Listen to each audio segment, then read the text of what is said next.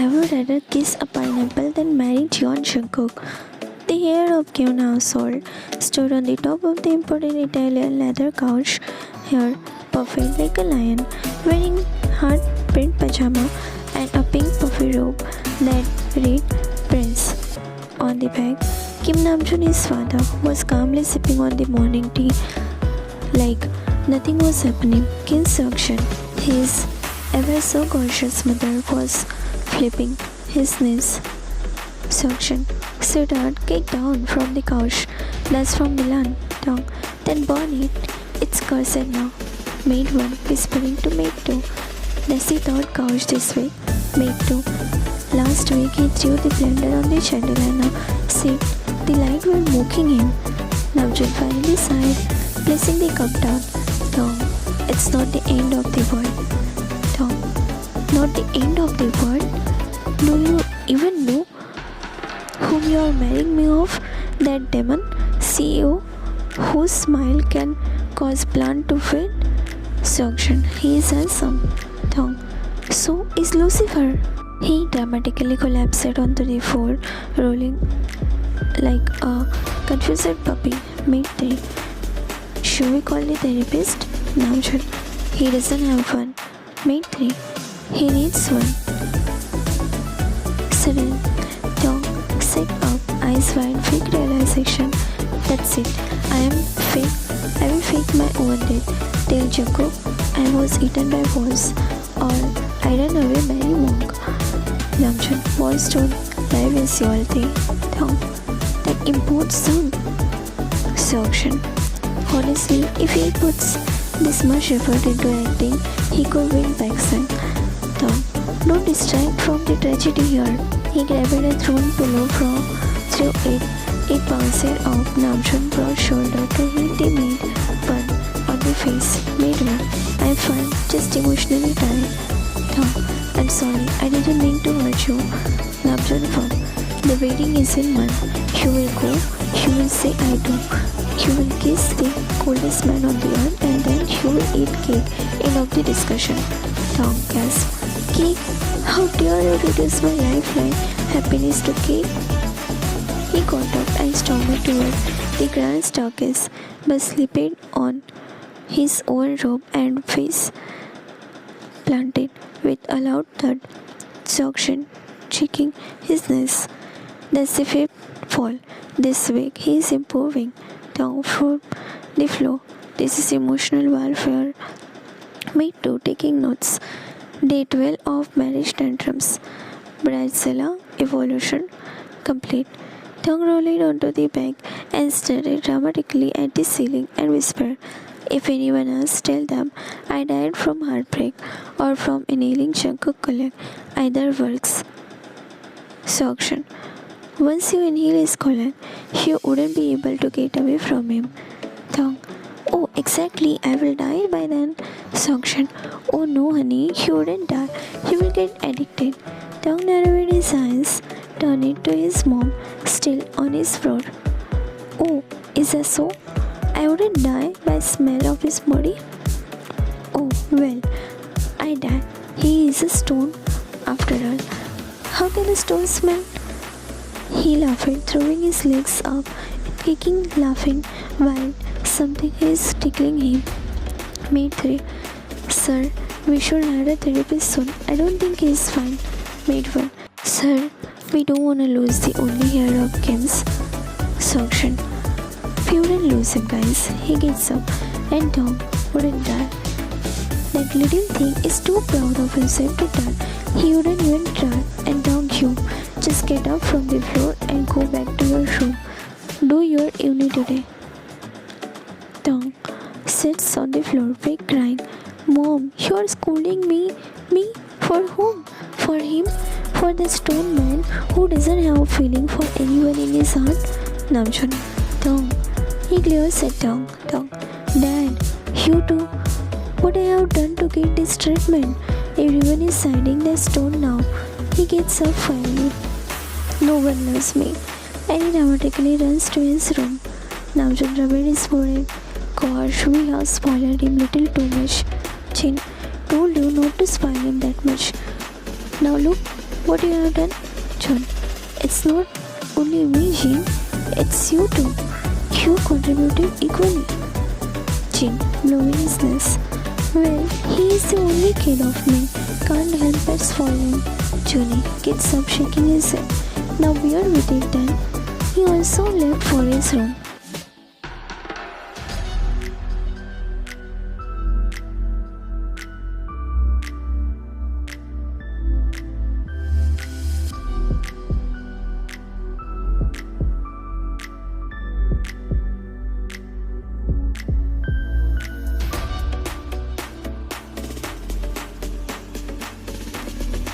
Jimin, his bestie. This lady has a cardboard sign that says fortune for you and a tattooed disc from Daiso. Tom, exactly, she is butchered, which means she is desperate, which means she will say anything I pay her to.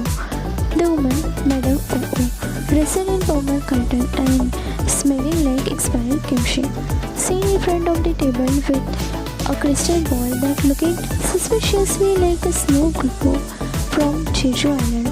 Madam Oo, what curse do you want, darling? Tom slides 50,000 won under the table. See, my marriage is cursed. The John Shukook realized that our moons are clashing and his wife is murderous. If he marries someone from us will die. Their reputation, their business will crumble. They will lose this. John certainly lose everything. Madam Oo closed his eyes dramatically and waved her hands over the snow globe. Ah yes, your love life is doomed. The star says your wedding will end in divorce or fire, maybe both. Tom gasped. That's what I felt too, Jimin. Oh God, they are a white mesh. Jimin found himself suddenly. Tom turned it around and pulled out his phone. After some time, they left from there. 10 minutes later, inside the room, TikTok time, recording start, background, dramatic instrumental remix of My Heart Will Go On. Tom sit in front of the camera, tears painting, wish, actual eyeliner on the cheek, holding a bouquet of dead flowers. Tom, hi, my name is Kim Tong. I am being forced into an arranged marriage with a man who hasn't smiled since birth. His name, John Shukook. Some call him CEO. I call him my life elder. He dramatically sniffed. If this video reaches 1 million views, maybe, just maybe, my parents will stop this madness. Like, share, comment, free thing. Jimin off screen. You are literally sitting on a heated floor wearing designer Gucci slides. Tom, is the symbolism, Jimin? Recording end. Few hours later, Tom checked his phone and screamed, Tom, oh my God, 650k views in 4 hours? Me too, picking in. We saw it's going viral on CEO Gossip Forum. One user said, and Asako, CEO Sean is finally taming a wild peacock. Tom, clutching his imaginary purse. I am a flamingo, not a peacock. Just send his phone ringing again. New message, unknown number. You are very dramatic. I like the eyeliner Tom. JJK. Tom widened his eyes, screaming, and drew his phone. Tom, he saw it. Jimin, you tagged him. Tom, it was supposed to be a power move. While at John Shukook's office, Shukook's irritated as he watched the video for the 6th time. His assistant incident bro. Assistant, sir, you are smiling? Shukook, not looking up.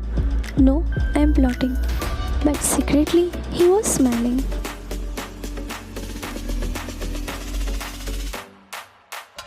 Kim Namjoon stood like a janitor on the edge of the room, arms behind his back. Seokjun sat on the velvet setter, fanning himself and sipping lemonade, as if this wasn't a family-level crisis meeting. Across from her sat Mr. John, sipping a tea as if he didn't just drive across the round because someone, Tom hadn't just said he had something important to tell. Next to him, legs closer, grumpy as always, sat the infamous John Jungkook, black shirt, jaw sharper than his father's disappointment. He looked like a statue cast out of the ice and said, cold, silent, dangerous. Behind them, mates in neat uniform stood with silver dress, awkwardly trying not to breathe too loud. Jimin leaned towards Seokjin and whispered, you think he is gonna do something wild again? Seokjin. He hasn't done anything not wild since he was born. Then the sound of the bedroom slippers on marble, everyone turning, and there he was, Kim Dong. 18 years of drama, sugar, glitter, and pure unfiltered showers, wearing the smallest white tank top and matching shorts that looked more like lingerie than clothing. One of the maids choked on her breath, another dropped the lemon slice into the guest's lap. Mr. John politely looked away, blinking rapidly. Seokjin faked a cough and looked up at the chandelier. Namjoon clenched his jaw so tight it shed. Jimin gasped audibly and not Jungkook. Jungkook's stare didn't move, didn't blink, didn't flinch. In fact, his eyes lowered slowly from Tong's collarbone to his smooth skin to his thighs. Tong smirked. This was the plan. Make Jungkook's family uncomfortable, shock them, run the engagement by being the opposite of the CEO's classy fiancé. But Jungkook stood up. He looked calm, too calm. He removed his black designer blazer. He walked across the room without a word, and then he wrapped it over Tong's shoulder. Everyone watched in silence. Jungkook's finger didn't stop there. He reached forward and began unbuttoning the blazer slowly, one by one, from Tong's chest to his thighs. His long finger brushed against Tong's waist. When the final button was done, the blazer hung Tong's knees like a whole damn dress. He looked adorable, messy or big eyes, slim legs, beneath an oversized CEO blazer, like Jungkook had just claimed his property publicly. Tong's lips parted in protest, but he froze when Jungkook leaned in. His beat was warm against Tong's ear. Jungkook, in a low whisper, wear something like that again, and I swear, Tong, I will lose my fucking control right here in front of them. Tong's entire body locked up. Jungkook leaned back, face unreadable again, and calmly walked to side, sitting down like he hadn't just sitting there to devour him in front of the 4 adults and 2 men. Tong, blushing, stood there in stunned silence. Jimin whispered, so your plan didn't work, huh? Tong, staring blankly at Jungkook. I think I messed it up. Tong stood in the middle of the luxurious living room in Jungkook's oversized blazer with his flushed cheeks. He cleared his throat then. Tong, bowing 90 degrees. I sincerely apologize for my dramatic entrance. Jimin muttering, understatement of the century. Namjoon sighed and pinched the bridge of his nose. Seokjin looked relieved. His son hadn't sent the guest to the moon. Mr. John took a long sip of his tea, like it had suddenly become vodka. One of the men behind them whispered, honestly, that was still the least shouted thing he has done this week. Tom softly asked Tom, I will stop fighting. I have thought about it. I will say yes to this marriage. A long pause. Then, Namjoon. Finally. Seokjin. Wow, I can't believe my ears. Mr. John with a nod. Wise choice. Jungkook didn't say a word, but his eyes, those dangerously unreadable eyes, were still locked on Tong, intense, sharp, like he hadn't stopped imagining that tank top underneath his blazer. Just as everyone began to relax, bang! The giant front door slammed open. Wind blew through the hallway. A dramatic scarf fluttered in the air like it was being blown by an invisible fan. All turning, there at the entrance of the mansion stood Madame Oo. Yes, the same fortune teller. Purple dress, plastic crystal ball, heavy eyeliner. Tom gasp, clutching his heart. Oh my god, Jimin. No freaking way. Namjoon snapping. What is going on? How did she get past security? The guards came running. Second later, panting. Security guard. Well, sir, she slipped in behind the cake delivery truck. She climbed over the cake. Security too. She yelled something about destiny and hexed my left foot. Namjoon turned red with fury and yelled, "You two are supposed to guard the house, not star in the action comedy. Get her out." Madam O dramatically raised one hand. Wait, everyone buzzed. The way she stood, hand in the air, hair flying, dramatically, dress slightly tangled in her purse. It felt like a scene from the suspense drama, the kind where someone was about to reveal a dark secret or place a terrifying curse. The jungle liner flickered once. She slowly walked forward. Madam Oh, I have something to say. Something the stars whispered to me. Something that cannot be silenced. Tom smiled. Oh my god, she's doing it. Wow, she's the best. Jimin whispering. We are inside a soap opera now. Mr. John, who is this woman? Seokjun. I don't know, but she is working that entrance like it's her drama debut. Namjoon to the cast. If she start picking, shoot her. Everyone hold their breath as Madam Oo took the bold step forward. Madam Oo, arms wide. This wedding must not happen. Cab secured through the room, Seokjun clutching the pulse. Mr. John furrowed his brows. Jimin whispering, plot twist, under his breath, but only one person in the room caught the quick little wink she threw at Tom. Tom did not miss it. His sharp gaze landed immediately on Tom, who stood frozen, pupil wide, like a deer caught in scandal. Lips parted in terror. Madam Wu continued, dramatically pacing in front of the shocked families. Do you feel it? The shift in the energy. If this union happens, there will be one misery too. The John empire will crumble, his fortune go, his power dust. Even the boy she wanted at home will not survive this storm. Seokjun gasped. Mr. John genuinely shaken. Jimin begged into his son to stop himself from screaming, laughing, throwing up. Even Namjoon's expression shifted. Everyone for a split second, just one, started to believe her until the click sound of silence hit the room. All had turned in horror. John Jungkook had pulled out his gun. He aimed it right at her temple. Calm, cold, merciless. Jungkook, voice like ice. Who sent you? Madam Oo froze. How much did he pay you? Her lips trembled. She glanced at Tong in panic. Tong whispering, horrified. No, please don't. She looked back to Jungkook, forcing a shaky laugh. Sir, I am a seer. I have a vision. Bang! Everyone screamed. The bullet flew past her ear and hitting the wall behind her. She stumbled, clutching her ears.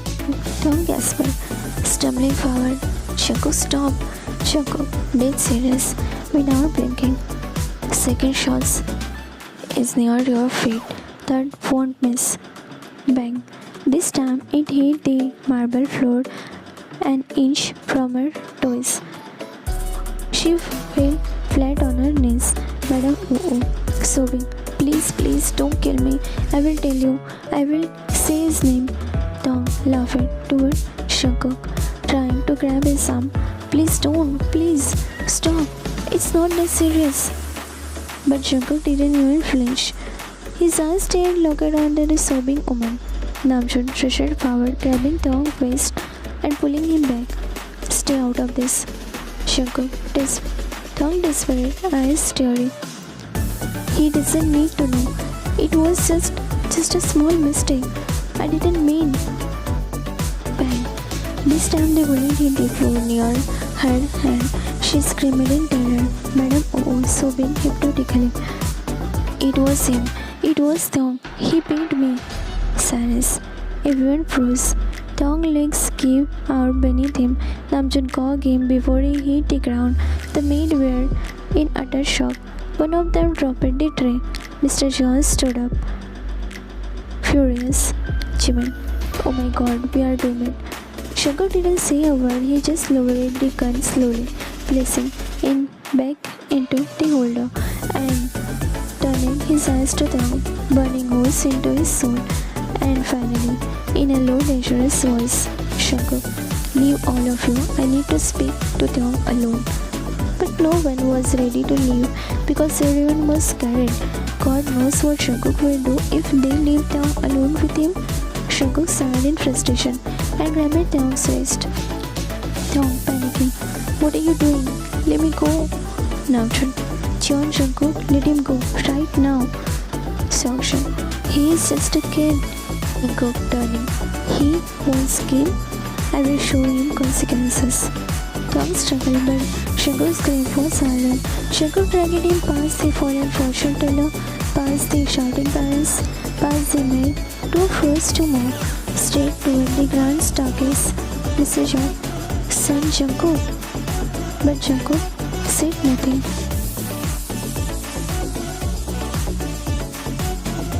He kicked open the Taeyong's bedroom door, and shoved Taeyong inside. Before slamming it shut behind him, he turned it to lock harshly. The screaming outside continued, parents yelling, Jimin shouting, but it all doesn't bother Jungkook. Jungkook turned it slowly. Taeyong had backed into the door, heart racing, eyes wide, hands pressed behind him. His breath issued as Jungkook stepped closer.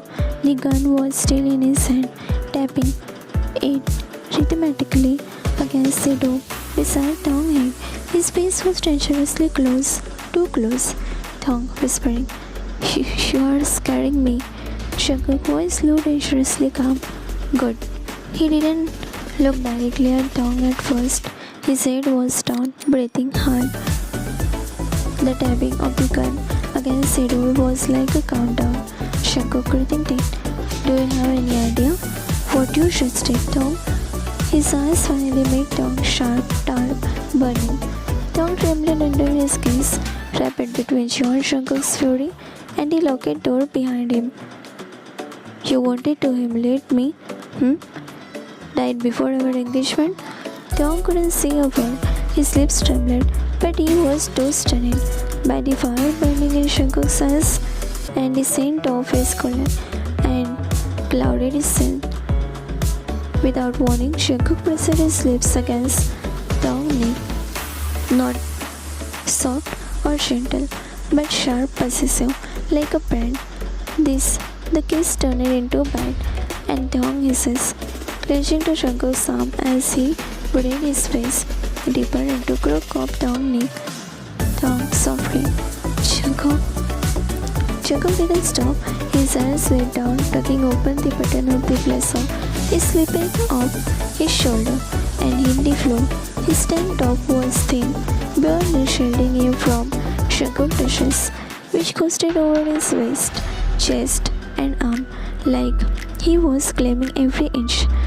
His lips left a red trail along Taeyong's collarbone, his mind matching his frustration. Knees buckled slightly and breathed heavy, overwhelmed by the moment. Then suddenly Jungkook pulled away. He grabbed the discarded blazer, wiping his lips slowly, his eyes never once softening. He leaned in again, just inches from Taeyong's lips.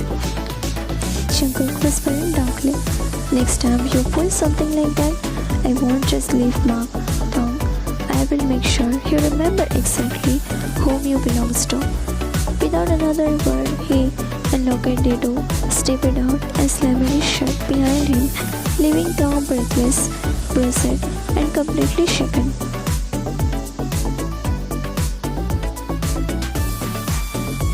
Taeyong stepped out of his room, his fingerprint subconsciously grazing over the still stinging mouth Jungkook had left behind. His lips were dry, His neck a canvas of purple-red bruises.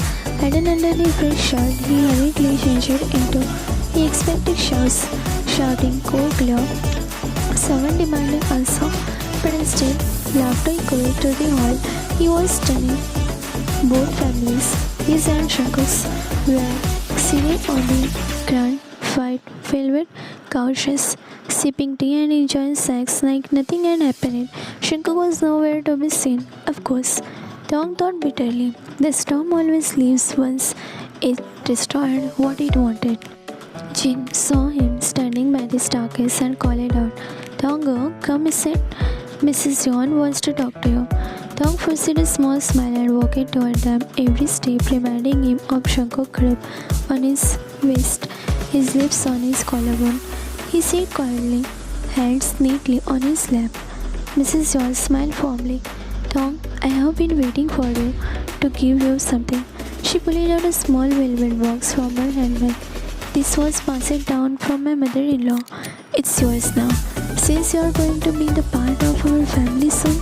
She opened the box to reveal the breathtaking diamond necklace that sparkled under the chandelier and her leg, with a matching bracelet, both antique and regal. Tong's eyes widened, stunning by the beauty, but even more so by the audacity. After everything he did, they still weren't dissuading. He opened his mouth to protest, but Mrs. Yon was already unhooking the necklace, gesturing for him to move closer. "Try it on, dear. Let me see how it looks on you." "Tom, it's too much. I don't think I should." "Mrs. Yon, hush. It's yours." She smiled, brushing his hair aside gently and placing the necklace around his neck.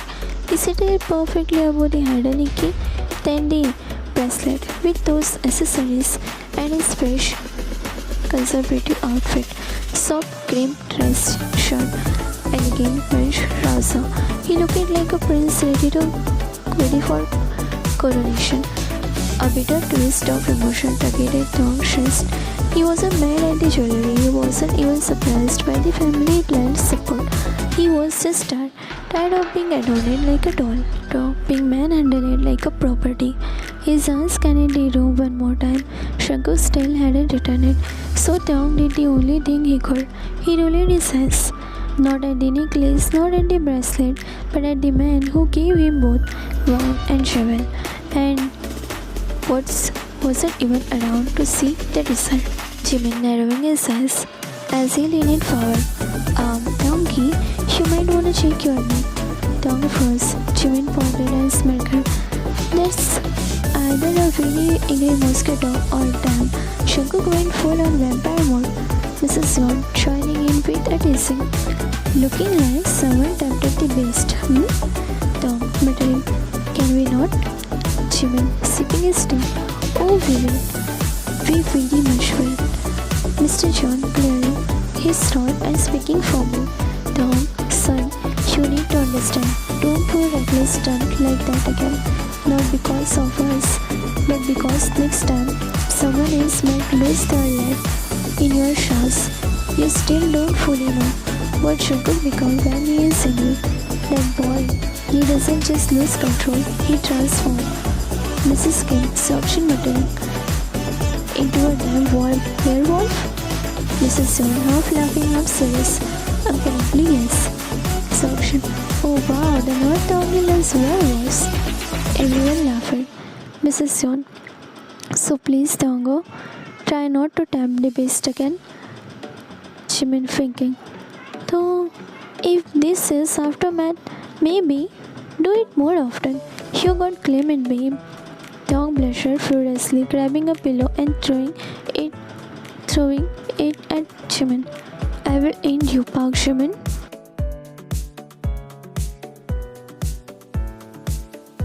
Next day, Tong sat at the cafeteria, his book open in front of him, but his mind clearly miles away. It was his final year, just a few months away from graduation, but his brain was stuck on something, or rather someone. Jimin floating down beside him, followed by their usual gang, Ayu, Sonu and Meiji, friends clicking with snacks. Jimin, Was the royal parents of our uni thinking so deeply about? Tong blinking out of his thought, shaking his head. Nothing, just stuff. Jimin smirking knowingly, resting his chin on his hand. Must be about how to get claimant again. Tong shook his slightly on his coffee. Tong, yeah. In it in curiously, eyes sparkling. Claimant, wait, what are you talking about? Jimin turned to her with a naughty smile.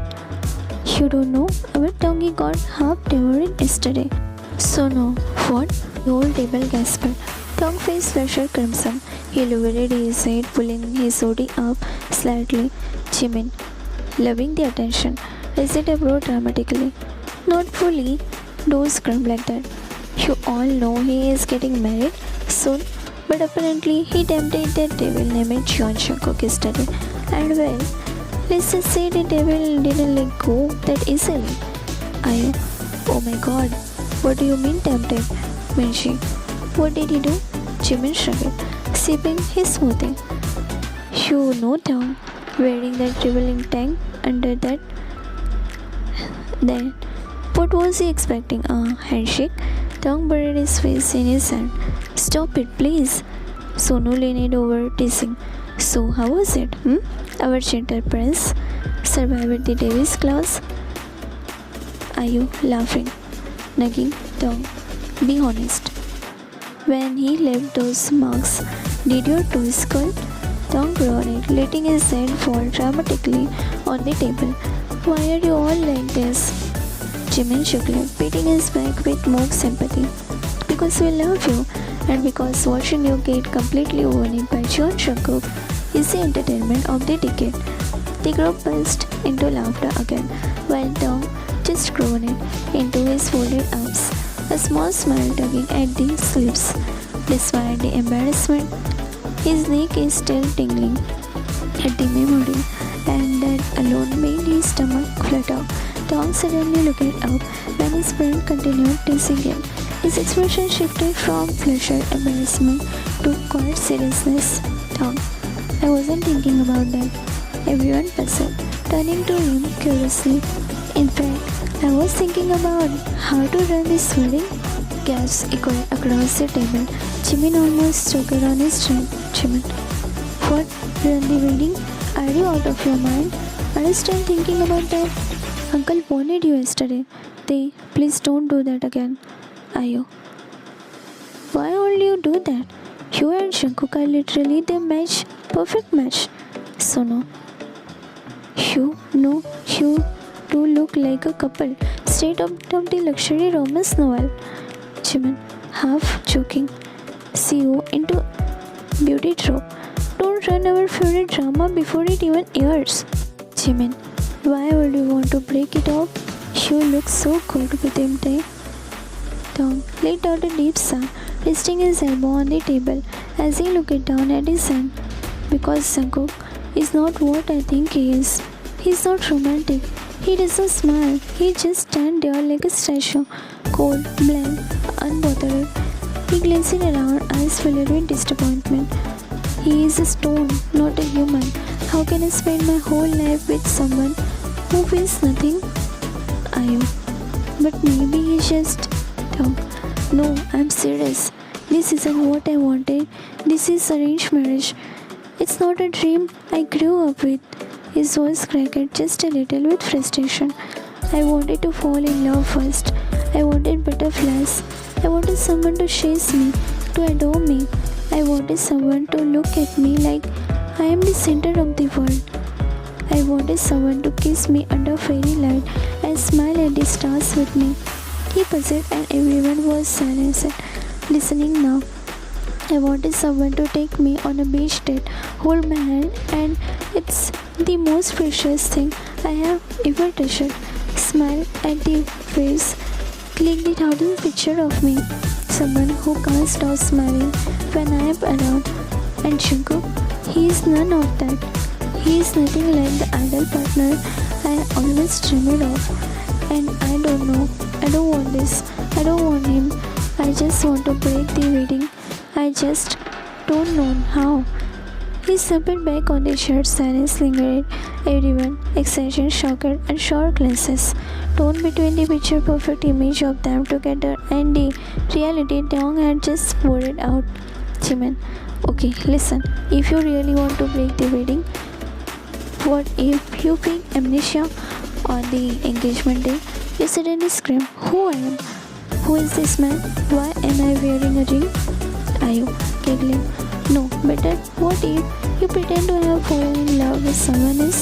Like me, I will dress like a mysterious rich guy from abroad, sunglasses and all, and I will dramatically crash the engagement party saying, "Dong, my love, come back."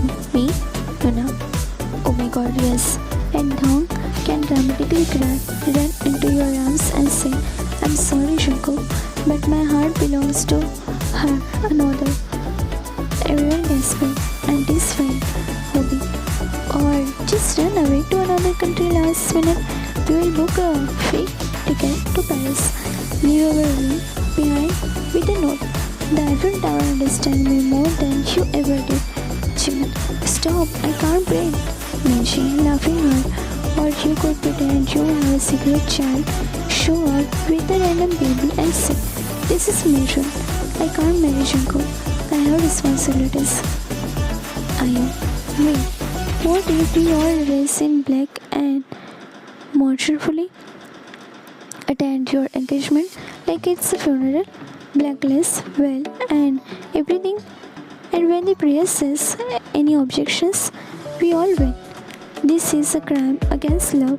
Everyone burst into laughter and entire cafe now echoing with their shouting giggles. Thou, face palming, but smiling. You guys are the worst. Jimin, eat, you love us. Thou smiles, but thinking of using the one of the plan Jungkook to break this wedding, already having plans what he is going to do.